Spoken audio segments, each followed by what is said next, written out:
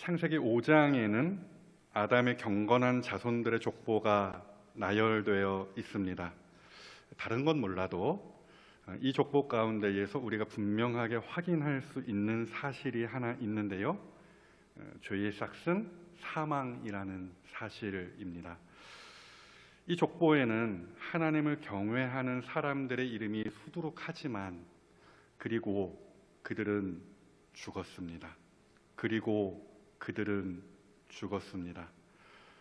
이 같은 문구가 반복되는 문구가 꼬리표처럼 그들의 이름에 붙어 있다라는 사실을 우리가 창세기 5장 가운데에서 확인합니다. 물론 에녹은 예외입니다만은요. 아무튼 죄의 결과는 죽음입니다. 이 사실은 예나 지금이나 변함이 없죠. 뿐만 아니죠. 죄인은 고생합니다. 죄로 인하여 고생합니다. 여자는 아기를 낳는 일에 수고하여야 했고요. 남자는 가족을 먹여 살리기 위해 땀 흘려 일해야 했습니다. 그리고 여기에 엎친 데 덮친 격으로 사람과 사람 사이의 관계가 깨어졌고 또한 사람과 땅의 관계도 깨어졌습니다. 하나님께서 창세기 3장 16절에서 하신 말씀이 이러합니다. 하와에게 하신 말씀입니다. 너는 남편을 원하고 남편은 너를 다스릴 것이니라. 이 말씀이 정확하게 어떤 의미인지는 모릅니다. 그럼에도 하나님께서 세상을 창조하실 때에 정하셨던 그 아름다웠던 남녀 관계가 다시 더 이상 유지될 수 없게 되었음을 알려주는 말씀으로 이해합니다. 그러니까 남편이 아내를 자기 자신과 같이 끔찍이도 사랑하고 또 아내가 남편에게 죽게 하듯 순종하는 이 처음 모습, 이 아름다운 모습이라는 것을 이제는 찾아볼 수 없게 되었다라는 것이에요. 뿐만 아니죠. 사람과 땅의 관계도 깨어졌다. 방금 제가 그렇게 말씀을 드렸습니다. 이 역시 하나님께서 범죄한 아담에게 하신 말씀인데요. 창세기 3장 18절 말씀이 이렇게 되어 있습니다. 땅이 너에게 가시덤불과 엉겅퀴를 낼 것이라. 여러분, 지금 세상이 돌아가는 꼴을 보십시오. 뭐 하나 제대로 질서가 잡혀서 바로 서 있는 부분이 있습니까? 아니죠. 그냥 한마디로 엉망진창이다 이렇게 표현할 수 있겠습니다. 여자들은 어떻게 해서든지 남자를 이겨 먹으려고 발버둥치는 세상이 지금 우리가 사는 세상이기도 하고요. 동시에 남자는 여자를 자기 몸과 같이 사랑하고 아껴주기는커녕 때리고 죽이는 세상이 이 세상입니다. 세대 간의 갈등 말할 것도 없죠. 뒤죽박죽입니다. 땅도 엉망이죠. 땅은 고집스럽게도 사람에게 좋은 것을 내어주지 않습니다. 여름이 되면 장마가 논을 휩쓸어 가고요. 이상기후의 영향으로 땅이 사막으로 변하여 가고 있습니다. 일한 만큼 벌기만 한다면 그것만큼 복된 일이 없습니다. 그만큼 이 뒤틀린 땅이 우리가 흘린 땀을 헛수고로 만드는 경우가 많다라는 거예요. 열심히 농사 지은 그 땅을 뒤엎어버리는 일들, 그렇죠? 우리가 뉴스에서도 보고 우리가 실제로 겪는 일이기도 하지 않습니까? 여러분, 이 모든 것이 어디로부터 온 것입니까? 죄로부터 온 것입니다. 그래서 여러분, 우리 각 가정에서 우리 목소리를 내서 한 번만 저를 따라해 보십시오. 사는 게 따라 하셨습니까? 사는 게 고생이다. 사는 게 고생입니다. 여러분 생각을 해 보십시오. 창세기 초반에 나오는 이 사람들 정말 오래 살지 않았습니까? 기본이 800살, 900살 깔고 들어갑니다. 900살 넘지 않으면 어디 가서 명함 내미지 못합니다. 그래서 여러분 부러우십니까? 나도 한 800살만 살았으면 좋겠다. 뭐 이런 생각이 드십니까? 아니에요. 여러분 잘 생각해 보자고요. 그들은 그만큼 오랫동안 고생을 했다라는 것이에요. 그들이 900년 이상을 그렇게 살아가면서 잘 먹고 잘 살기만 했을까요? 당연히 아니었겠죠. 전염병 때문에 우리처럼 마스크 쓰고 다녀야 했을 것이고요. 때로는 먹을 것이 없어서 쫄쫄 굶어야 하는 날이 1년, 2년이 아니라 몇십 년, 몇백 년이 되었을지도 모르는 것이었어요. 가정은 평안했을까요? 그것도 아니었을 거예요. 깨어졌다고 했죠. 부부싸움, 자녀 문제, 각종 살인과 사건, 사고들이 끊이지 않았을 거예요. 그래서 사는 게 고생이에요. 더더군다나 죄송합니다. 오래 사는 게 고생이에요. 그렇죠? 900살 살아봤자 보는 게 뭡니까?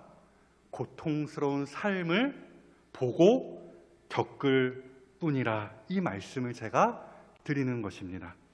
그런데 바로 이 시점에 우리의 시선을 끄는 사건 하나가 발생합니다. 오늘 본문의 이야기죠. 라멕이 182세에 아들을 낳고 그 아들 이름을 뭐라고 지었답니까? 노아라 짓습니다. 이 노아라는 이름의 뜻은 쉽게 말씀드리면은 안식, 위로 이런 뜻입니다. 그렇게 라멕이 노아를 낳으며 딱 한마디 말을 내뱉었는데요. 그게 오늘 우리가 읽은 29절 말씀이죠. 뭐라고 라멕이 이야기했습니까? 이르되 여호와께서 땅을 저주하심으로 수고롭게 일하는 우리를 이 아들이 안위하리라 이렇게 이야기했습니다. 여러분 보십시오. 가장 어둡고 절망적인 시대였습니다. 사는 것 자체가 고통이라 제가 이렇게 말씀을 드렸죠. 그럼에도 믿음의 계보를 잇던 이 라멕이 자기 아들을 낳으면서 눈이 열린 것입니다. 그러면서 믿음과 소망의 말을 남긴 것인데요. 뭐라고 했다고요?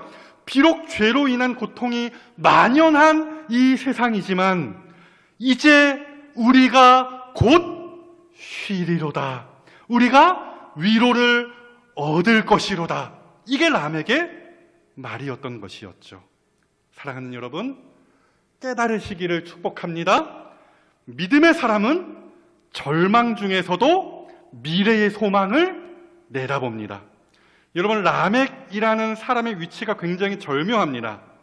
아담의 족보를 쫙 펼쳐놓고, 그러니까 창세기 5장의 이 족보를 쫙 펼쳐놓고 단순하게 숫자 계산을 해보면은 라멕이 56세가 되었을 그때에 첫사람 아담이 죽었습니다. 그냥 단순한 산수 계산입니다. 라멕이 56세가 되었던 그 해에 첫사람 아담, 그 아담이 930세를 살고 죽었다라는 것이죠. 여러분, 이를 통하여서 라멕이 무엇을 확인한 것입니까? 아하, 하나님께 대한 불순종의 결과가 그 죄의 싹시 정말로 사망이구나, 죽는 것이구나, 이것을 확인했던 것이죠. 56세 때에 라멕이요. 뿐만이 아니었죠. 라멕이 113세가 되던 해에 또 하나 진귀한 사건을 보고 듣고 경험한 것인데요. 하나님과 300년을 동행했던 에녹이 뿅하고 승천하는 것을 라멕이 보았거나 혹은 들었다라는 이야기죠. 즉, 라멕은 죄의 결과로서의 죽음과 고생만 받던 것이 아니에요. 하나님과 동행하는 사람에게 영생이 주어진다는 사실도 똑똑히 보고 듣고 알았다라는 이야기를 제가 말씀드리는 것입니다. 그리고 라멕이 이 모든 일 가운데에서 깨달았죠. 아하! 여기가 끝이 아니구나. 이 세상이 전부가 아니구나. 내 눈에 보이는 것이 전부가 아니구나. 여기보다 더 나은 세상, 저 하늘, 천국이 있구나. 즉, 믿음으로 순종하는 삶을 사는 사람에게 영생이 보장되어 있음을 라멕이 이 고생스러운 인생 속에서 발견했던 것이에요. 그래서 라멕은 이 고통스러운 세상 속에서 더 나은 세상을 내다보고 소망하며 곧 쉬리로다. 곧 우리가 안식할 것이다. 위로를 얻을 것이라. 이렇게 믿음으로 고백할 수 있었던 것이에요. 동시에 라멕은 보았습니다. 내다보았습니다.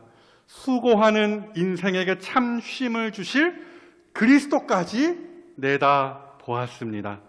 라멕이 노아를 낳을 때에 뭐라 했습니까? 우리를 이 아들이 안위하리라 이렇게 말하였죠. 그러니까 이 아들을 통하여 우리가 위로와 안식을 얻을 것이라고 라멕이 소망 가운데에서 믿음으로 말했습니다. 여러분, 이것은 지극히 상식적이고 정상적인 모습이죠. 일단 정상적인 부모라면 자기 아들에게 기대를 걸고 훌륭한 사람이 되거라 축복해 주잖아요. 그렇죠? 이 라멕은 아버지로서 지극히 정상적인 축복의 말을 그 아들에게 한 것입니다. 그럼에도 라멕의 이 말은 그 이상의 의미를 담고 있는 믿음의 말로 우리가 이해합니다. 여러분, 아까 말씀드렸죠? 라멕은 아담의 죽음을 본 사람입니다. 달리 말씀드리면 라멕은 아담에게 있어서 막내 손자쯤 되는 인물이라는 그 말씀이죠.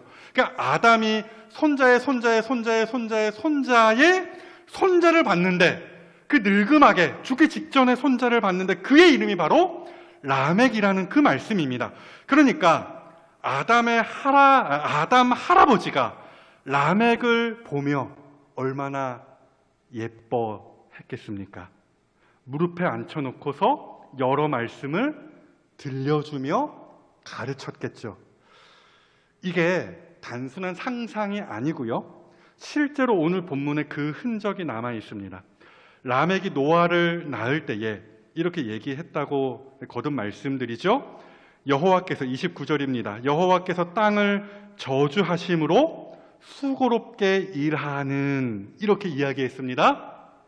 이게 여러분 어디에 있는 말씀인지 아십니까? 창세기 3장 17절에 있는 말씀입니다. 즉 하나님께서 첫사람 아담에게 하신 말씀과 같습니다. 그러니까 라멕은 이 세상에 뒤틀린 이유를 정확하게 꿰뚫어 알고 있었다는 거예요.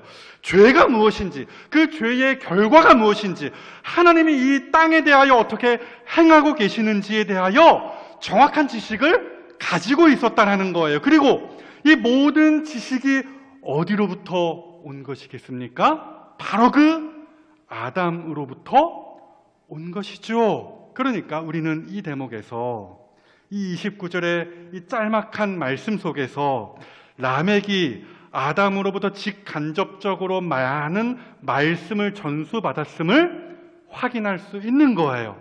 이것뿐만이겠습니까? 하나님께서는 아담에게 또 한 가지 약속을 주셨죠. 바로 그리스도에 대한 약속을 주셨습니다. 그 유명한 창세기 3장 15절 말씀, 우리가 다 아는 말씀 아닙니까? 여자의 후손이 오심으로 저주가 끊어지고 다시 평화가 임할 것이라 하나님께서 선언하셨던 그 말씀, 우리가 잘 기억하고 있는 말씀이죠.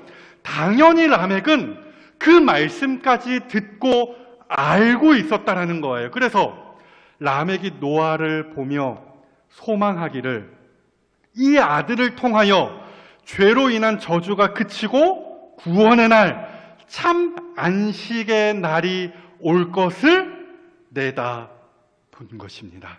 물론 라멕의 이 시각은 정확하지 않았습니다. 하나님께서 이루실 그 구속 역사를 단지 멀리서 희미하게 볼 뿐이었죠. 어쩌면 라멕은 자기 아들 노아가 바로 그 약속된 여자의 후손, 즉 그리스도라 착각했을 가능성도 있습니다.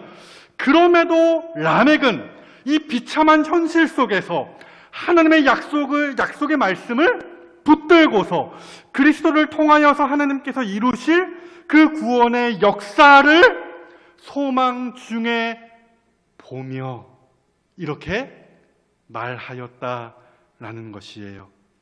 그리고 놀랍게도 실제로 그 라멕의 바람대로 노아를 통하여서 우리가 안식과 위로를 얻었다라는 것이죠. 잘 아시는 것처럼 노아에게서 셈이 났고 셈의 후손으로 아브라함이 왔으며 아브라함의 계보에서 다윗이 났고 결국 다윗의 후손으로 누가 태어나셨습니까? 바로 그 여자의 후손이신 그리스도 예수가 이 세상에 오셨습니다. 그리고 우리는 압니다. 바로 예수님, 그분으로 인하여 우리가 죄에서 건짐을 받았고 우리가 참된 위로를 얻었습니다. 사랑하는 여러분, 이것이 고통 속에서 라멕이 멀리 내다보았던 미래의 소망에 관한 말씀입니다. 여러분 명심하십시오. 믿음의 사람은 이처럼 낙심하지 않습니다. 절망 중에도 미래의 소망을 내다보며 즐거워합니다. 사랑하는 여러분, 그러하기에 제가 오늘 이 말씀을 가지고 여러분들에게 두 가지 권면을 짧게 드릴까 합니다. 첫째, 사랑하는 여러분, 천국을 내다보며 즐거워하십시오. 여러분, 사는 게 고생입니다. 그러나 신자에게는 언제나 소망이 있다는 사실을 명심하십시오. 죽으면 천국입니다. 부활 후 영생입니다. 만약 오늘 예수님께서 재림하시면 우리는 죽지 않고 천국에 가는 것이죠. 이것만큼 복된 소식이 우리에게 없을 것입니다. 말 그대로 에녹의 코스를 우리가 밟아가는 것이죠. 그 말씀이, 그 소망에 관한 말씀이 어디에 있습니까? 데살로니가전서 4장 17절에 있죠. 이렇게 되어 있습니다. 그 후에 우리 살아남은 자들도 그들과 함께 구름 속으로 끌어올려 공중에서 주를 영접하게 하시리니 그리하여 우리가 항상 주와 함께 있으리라. 사랑하는 여러분, 믿음의 사람은 이 세상을 살면서 한숨만 쉬지 않습니다. 저 너머에 있는 영원한 안식을 내다봅니다. 그러므로 오늘 하루를 살아가실 때에 우리가 기도하셔야 합니다. 내 눈이 열리기를 원합니다. 천국에서 내 시선이 떼어지지 않기를, 시선이 천국에 고정되기를 원합니다. 이 간절한 마음으로 우리가 이 예배를 드리며 오늘 하루를 사셔야 하는 것이죠. 이렇게 살았던 믿음의 사람들이 성경에 수두룩하게 나오죠. 특별히 히브리서 11장 말씀 다시 한번 떠올려 보십시오. 이 땅에서 죽도록 고생했던 많은 사람들이 거기에 이름을 올리고 있습니다. 그럼에도 보십시오. 그 믿음의 사람들의 시선이 어디에 가 있었습니까? 늘 하늘에 가 있었죠. 히브리서 11장 16절 말씀입니다. 이렇게 되어 있죠. 그들이 이제는 더 나은 본향을 사모하니. 이 고생스러운 세상을 살면서 그들은 늘 하늘을 보았습니다. 더 나은 본향을 사모하니 곧 하늘에 있는 것이라. 여러분 상상을 해 보십시오. 내일 당장 코로나 사태가 싹 다 정리될 것이라 한번 상상을 해 보십시오. 그리고서 수고했다. 여러분들 각자에게 휴가가 3년간 주어진다라고 상상을 해 보십시오. 아무 걱정 없이 마음 편히 먹고 즐길 수 있는, 죄 짓는다는 이런 이야기가 아닙니다.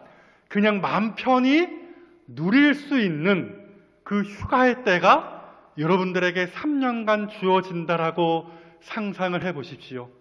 지상 낙원과 같은 곳, 몰디브, 제가 떠올릴 수 있는 지상 낙원, 몰디브 같은 곳인데요. 모히또 같은 곳, 그렇죠? 모히또 가서 몰디브 한잔하는 그 광경, 우리가 상상해 볼 수 있는 최고의 안식의 광경이죠. 그러한 광경, 모히또까지는 아니더라도 제주도, 아무 걱정 없이 휴가를 우리가 앞으로 3년간, 아니요, 죽을 때까지 즐길 수 있다. 상상을 해 보십시오. 여러분, 행복할까요?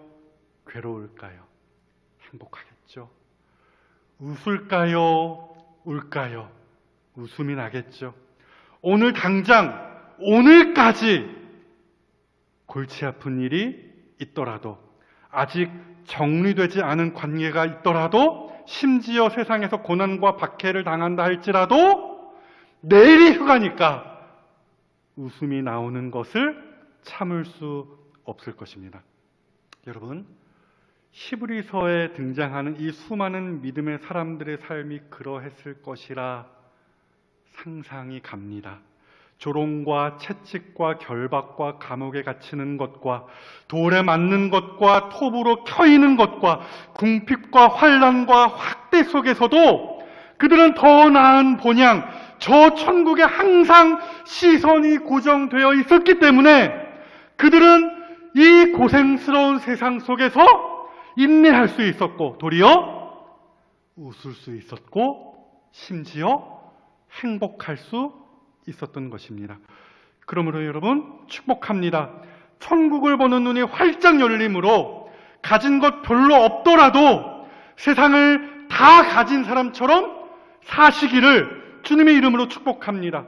온갖 불행한 일들이 넘치지만, 그것이 내 일이 될지 모르겠지만 도리어 행복하실 수 있는 여러분들의 복된 인생이 되실 수 있기를 주님의 이름으로 축복합니다. 둘째, 참된 위로자를 가까이 하십시오. 오늘 라멕이 간절히 바랐던 한 분이 계십니다. 위로자입니다. 물론 라멕은 자기 아들이 그 위로자의 역할을 잘 감당해 주기를 바랐었지만, 아시다시피 노아는 참된 위로자는 아니었습니다. 나는 그 역할을 충실히 감당했지만 그는 참된 최종적인 위로자는 아니었죠.